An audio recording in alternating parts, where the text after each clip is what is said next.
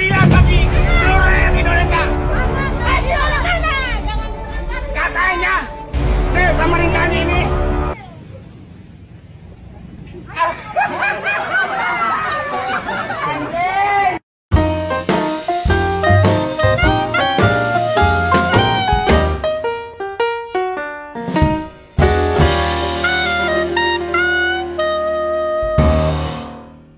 ya begitulah kalau demo tidak ngerti konteksnya, tidak ngerti apa tujuan demo tersebut. Ya memang sangat sulit sekali ya menemukan kelemahan-kelemahan Presiden Joko Widodo, menemukan kegagalan dari Presiden Joko Widodo. Ya terbuktilah dari pendemo ini, bahkan juga tidak tahu apa yang mau didemo, mewujudkan keadilan sosial bagi seluruh rakyat Indonesia. Pemerintah ini dia kayaknya tidak punya data-data sekali tentang apa yang didemokan pada waktu itu. Ya memang sih sangat susah sekali untuk menemukan kelemahan dari pemerintahan yang dipimpin oleh Presiden Joko Widodo. Ya paling ya hutang membengkak, terus TKA. Padahal kemarin juga sudah diklarifikasi langsung oleh Presiden Joko Widodo bahwa TKA Cina pun tidak lebih dari 24.000 dan bahkan tenaga asing yang di Indonesia tidak lebih dari 80.000. Presiden Joko Widodo sudah langsung mengecek. Ya tetapi tidak ada tikan lain selain TKA Cina, TKA asing, dan bahkan juga hutang. Ya hutang memang diakui lah sekarang ini sudah di angka 7.000 triliun lebih. Tetapi dibarengi dengan aset-aset negara sekarang ini juga sudah mulai naik. Bahkan naiknya tidak tanggung-tanggung dari yang dulunya semenjak dipimpin oleh SBY pada tahun 2014. Di angka 3.900 triliun, tetapi sekarang sudah naik menjadi 11.500 triliun. Bayangkan aset negara naik, walaupun utang bertambah, tetapi aset kita juga naik. Jadi sangat susah sekali. Apalagi pembangunan sekarang ini juga sudah diakui lah. Bahkan ada yang menyebut Bapak pembangunan adalah Presiden Joko Widodo, karena pembangunan sangat masif di era kepemimpinan dari Presiden Joko Widodo, mulai Sabang sampai Merauke.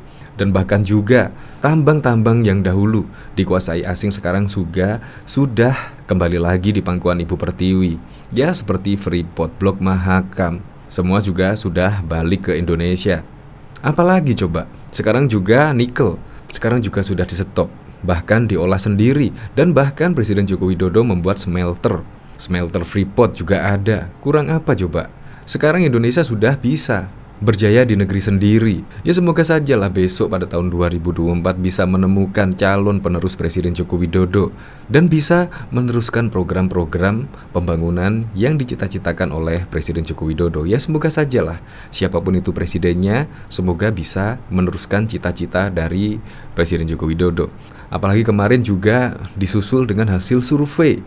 Padahal 2 tahun lagi Presiden Joko Widodo sudah tidak menjabat sebagai Presiden Republik Indonesia. Tetapi hasil survei cukup mengejutkan, yaitu 78,5% penduduk Indonesia puas terhadap kinerja Presiden Joko Widodo. Jadi kemungkinan yang berdemo, yang mengkritik, ya orangnya pasti itu-itu saja. Dan sangat mudah ditebak. Kritikannya ya soal hutang, kalau nggak hutang ya TKA, kalau nggak TKA ya rupiah melemah.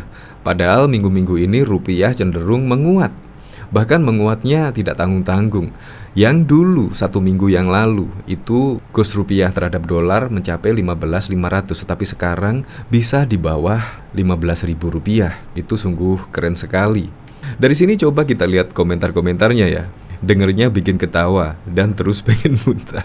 Bocil empret. Ya sangat lucu sekali ketika demo. Ternyata di tengah-tengah ya dia tidak hafal naskahnya atau tidak tahu apa yang didemokan. Bahkan di sini tertulis caption, demonya demi naskah, dan nasbung sampai lupa naskahnya. Ya oke lah, apapun itu semoga saja tahun 2024 kita bisa benar-benar bisa memilih presiden, ya setidaknya 11-12 lah dengan Presiden Joko Widodo. Karena memang di tangan Presiden Joko Widodo kita bisa merasakan lah perubahan atas program-program yang telah dijalankan oleh pemerintahan Presiden Joko Widodo. Untuk lebih lengkapnya simak berita berikut ini, Good News Indonesia. Pemerintah Presiden Joko Widodo masif dalam melakukan pembangunan infrastruktur. Pembangunan infrastruktur yang berhasil direalisasikan oleh Jokowi turut mendorong kesejahteraan masyarakat. Melalui pembangunan infrastruktur tersebut dapat meningkatkan konektivitas antar wilayah hingga meningkatkan perekonomian masyarakat. Kesuksesan Jokowi mendorong kesejahteraan masyarakat melalui infrastruktur direspon oleh Wakil Direktur Universitas Hasanuddin, Makassar, Prof. Muhammad Ruslin. Ia mengatakan bahwa infrastruktur adalah pilar penting untuk mewujudkan kesejahteraan. Infrastruktur adalah poin penting untuk mencapai kesejahteraan. Kita apresiasi upaya pemerintah Jokowi yang terus mendorong pembangunan infrastruktur, ujar Ruslin seusai menjadi pembicara pada seminar yang digelar oleh BEM Unhas, dikutip pada 19 Desember 2022. Ruslin mengatakan bahwa infrastruktur yang direalisasikan oleh Jokowi mendorong banyak kemajuan. Di Sulawesi Selatan, lanjut Ruslin, pembangunan yang dihadirkan Jokowi sukses mendorong peningkatan di hampir semua sektor. Untuk pembangunan yang dibangun Bapak Jokowi ini, untuk infrastruktur Sulsel itu sudah sangat terlihat banyak kemajuan yang sudah hadir di Sulsel, ujar Ruslin. Ruslin juga bersyukur bahwa pembangunan di Provinsi Sulawesi Selatan terus digalakkan oleh pemerintah Jokowi. Berbagai infrastruktur berhasil direalisasikan oleh Jokowi yang berdampak langsung pada kesejahteraan masyarakat. Percepatan pembangunan saat ini terus dilakukan pemerintah Jokowi di Sulsel seperti infrastruktur jalan, kereta api, dan sebagainya, ujar Ruslin. Bahkan diketahui pemerintah Presiden Joko Widodo yang sangat masif dalam melakukan pembangunan infrastruktur di Indonesia. Pembangunan infrastruktur yang berhasil direalisasikan oleh Jokowi turut mendorong kesejahteraan masyarakat Indonesia. Melalui pembangunan infrastruktur tersebut dapat meningkatkan konektivitas antar wilayah sehingga bisa meningkatkan perekonomian masyarakat luas. Kesuksesan Jokowi mendorong kesejahteraan masyarakat melalui infrastruktur direspon oleh Wakil Rektor 1 Universitas Hasanuddin Unhas Makassar, Profesor Muhammad Ruslin. Ia juga mengatakan bahwa infrastruktur adalah pilar yang sangat penting untuk mewujudkan kesejahteraan.